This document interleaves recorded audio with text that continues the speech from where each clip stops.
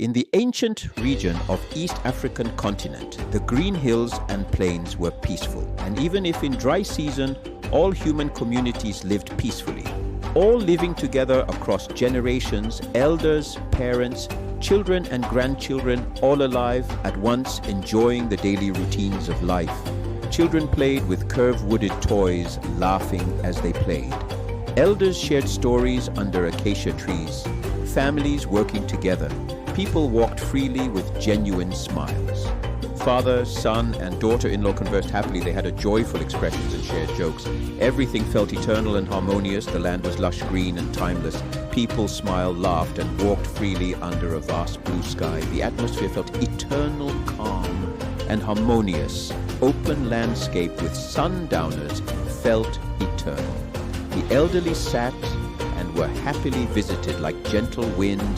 They belonged to everyone. They were consulted for their words of wisdom and moral counseling. People continued their peaceful activities as nature surrounds them in perfect harmony. Under the trees, shades and serene surroundings with gentle wind. There were animals too. Some are dying peacefully in the wild as leaves falling from trees. Plants withered and new shoots grew again. In all these, humans observed quietly, their faces shifting from curiosity to worry. People whispered among themselves, pointing at nature's cycles. With concerned expressions, their faces worried and more muted. The pacing slowed down. There was unease that spread through the community as faces grew with thoughtfulness and worry about what they're witnessing. They whispered among themselves, pointing at nature's cycles. Their moods became thoughtful and uneasy, felt weirdly eerie, something worryingly targetable. Anxiety was written on everyone's face. Families gathered around fires at night, asking questions, looking to the sky. Parents held their children. Elders stared into the distance. There were questions lingering in the air. Will this become our fate too? As firelight flickered, the night sky was filled with stars and emotional stillness. Heavens revealed the great God, the creator called Ngai, a powerful, unseen presence on top of Mount Kilimanjaro, who made massive clouds burst with lightning within the mist, even as sunlight breaks through.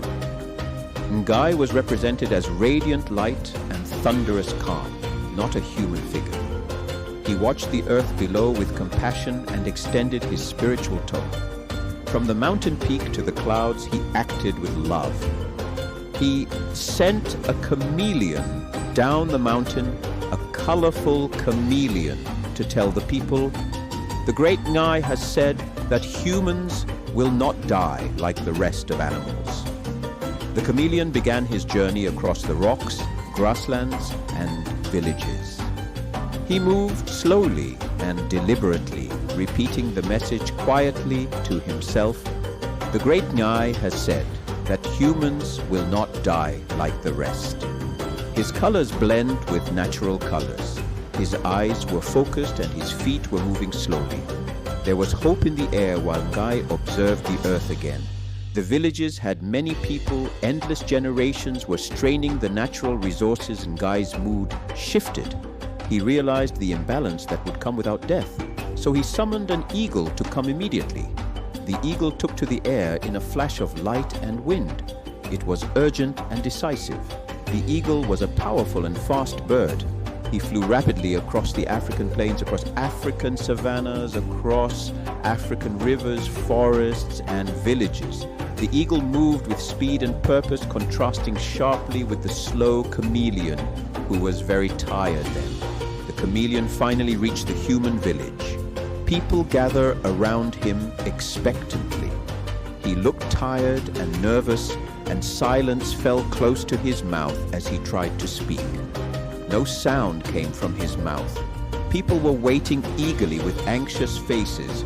Great Ngai has said, "Ah! Ah!" Chameleon stammered and struggled to speak. Great Ngai has said, "Ah!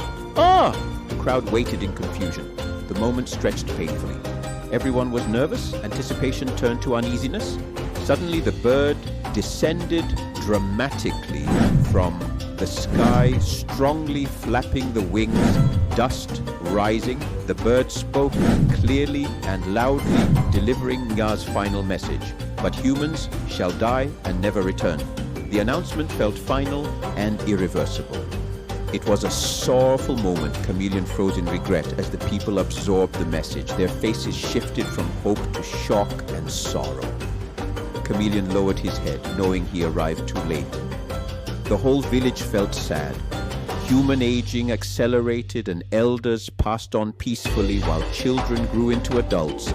Nature continued its cycle from sunrise to sunset. Birth and death never ended under the sky. It has been the rhythm since then. That is why all humans continues to die even today. If you have enjoyed this story, subscribe and leave comments for more Afro folk tales. This is Afro-Hadithi. See you in the next story.